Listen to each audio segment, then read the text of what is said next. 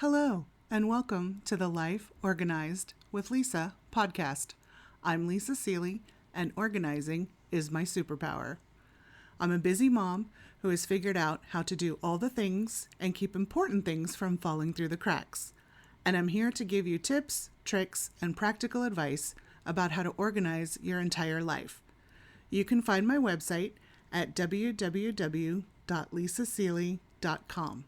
That's LISASEALEY.com. Today I want to talk about your goals. There is a lot more to goal setting than just picking a goal and moving forward. While that is important, it is also important to ensure that you are setting the right goals at the right time so you can be successful. Are you setting specific and realistic goals? It may take a little time and research to figure out whether a goal is realistic or not. In other words, if you are not sure that something you want to do is actually achievable given your time, ability, and resources, you have not done enough research. If it's a worthwhile goal, it's also worth the time to do the research about what it's going to take to make it happen. Once you determine a goal is realistic, you need to be specific in your description. This way, you can take the end goal and work backwards to create a schedule and timeline of tasks or actions that need to be done for you to succeed. Are you learning from your mistakes? Many times, when working on goals and schedules, instead of learning from their mistakes or failures, people give up.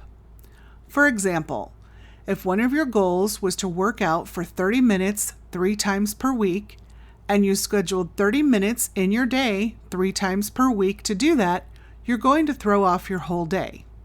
Why? Because you didn't factor in changing into your gym clothes, cooling down, showering if necessary, and getting back into your regular clothes. And once that happens, you might be inclined to tell yourself you don't have enough time to exercise for 30 minutes on those days and decide you're not going to do it. You give up. Instead, learn from that mistake and change your schedule to be more realistic. Perhaps schedule an hour or even an hour and 15 minutes for your exercise time. You might find you have to rewrite all your goals and revise your entire schedule, but this is perfectly acceptable. Do your goals represent your wants and needs or someone else's? Unfortunately, a lot of people set goals that represent what someone else wants instead of what they want. This can cause a lot of resentment, which will derail even the best laid plans. As you set your goals for your life, ask yourself if they're really what you want for yourself or what someone else wants for you. And if it is for someone else, ask yourself if you're okay with that goal being for someone else before you embark on your journey. And most of all, be honest with yourself. It's okay to do things because of or for someone else, but it's equally important that you want to do that. If the answer is no, you'll need to find a way to tell that person the goal is not something you want to do. Are you checking in often to stay on track? Schedules are very important to the success of your goals. A well-planned out calendar of activities and tasks that move you closer to your goal is essential. To keep on track, check your schedule or calendar every morning and every evening. Note where you were able to keep to your schedule and where you weren't. Noticing a pattern of not being able to complete your tasks can be helpful in fixing a poorly written schedule. Revise and adapt. Are your goals focused positively? When choosing the words to craft your goal, it is important you frame the goal in a positive way. For example, setting a goal for weight loss seems like a positive one, but for some people, dieting may signify deprivation.